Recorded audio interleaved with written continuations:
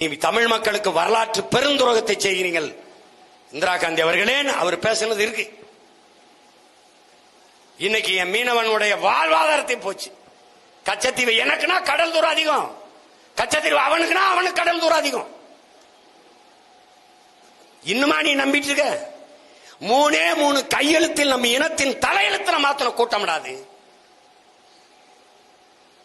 முதல்ல லால் பகதூர் சாஸ்திரி, சிரிமாவோ பண்டார நாயக்கர் 2 பேர் கையெழுத்து 10 லட்சத்துக்கு மேற்பட்ட மலைவாழ் மக்களை நம்ம இங்கிருந்து போன இந்திய வம்சாவளியினர் பூர்வகுடி அந்த நிலத்தில் வாழ்ந்த கண்டி நுவரேலியால வாழ்ந்த பல மக்களை, அங்க இருக்கிற நம்ம மக்களை, இந்திய வம்சாவளியினரை, தமிழர்களை ஒரே இரவில் குடியேற்றவர்களாக, நாட்டுரிமையற்றவர்களாக ஆக்கி கொண்டாந்து நள்ளிரவில் இறக்கி விட்டு போன ஆட்சி அந்த காங்கிரஸ் ஆட்சி. கையெழுத்து லால் பகதூர் சாஸ்திரி, சிரிமாவோ.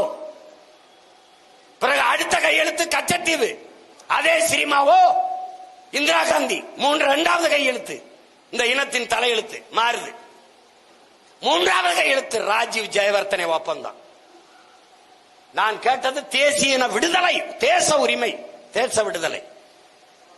தான் தோன்றித்தனமா அந்த நாட்டு அதிபரும் இந்த நாட்டு அதிபரும் உட்கார்ந்து பிரச்சனை என்னது, வலி எனக்கு, உனக்கு என்ன செய்து பிரபாகரா, எங்க அண்ணன் வர வேணாம், பிரபாகர வர வேணாம், ஆண்டன் பாலசிங்கம் ஒரு பிரதிநிதி, இந்த நாட்டு அதிபரை அந்த பிரச்சனையை சொல்லி போராடிக்கிட்டு இருக்க அந்த ஒரு பிரதிநிதி உட்கார வச்சு பேசு. அப்பதானே நீ நீதிமான், அப்பதானே நேர்மையானவன்.